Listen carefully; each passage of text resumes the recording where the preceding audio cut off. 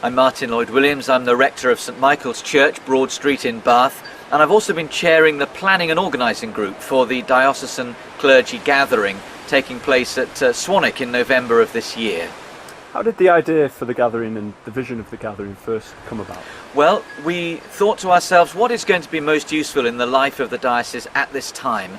And we thought to ourselves that probably the idea of a gathering rather than a conference was going to be most useful, because we want something that is going to be organic and creative, not something that we've entirely pre-packaged in advance. Something that as people come together, as we gather together, then we will be creating something and forming something that will be unique and of that moment.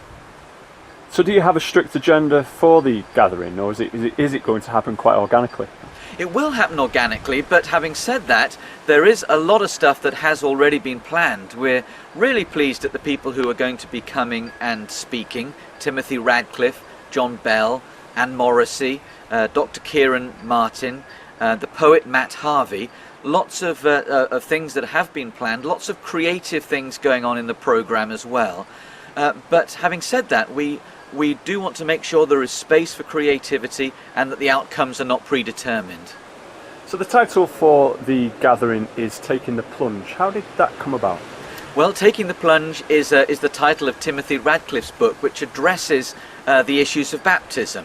And in one sense, of course, the challenges facing those in church leadership today are very daunting, and we might not feel we want to take the plunge into those things.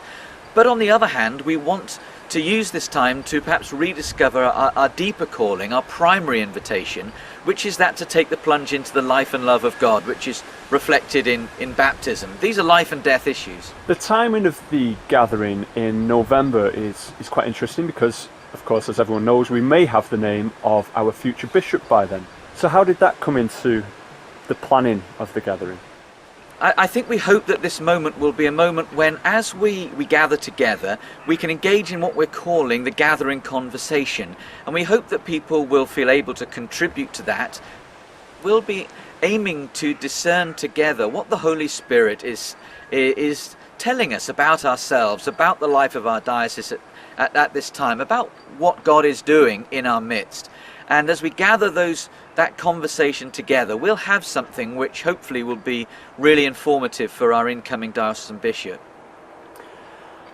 For any clergy who will be attending, what can they expect to take away with them in practical terms that will aid them in their ministry when they return to Bath and Wells? Well, there will be lots of useful ideas. There will be lots of practical things. The diocesan liturgical group has put together some excellent worship resources. And of course, people like John Bell are always giving churches useful resources as well.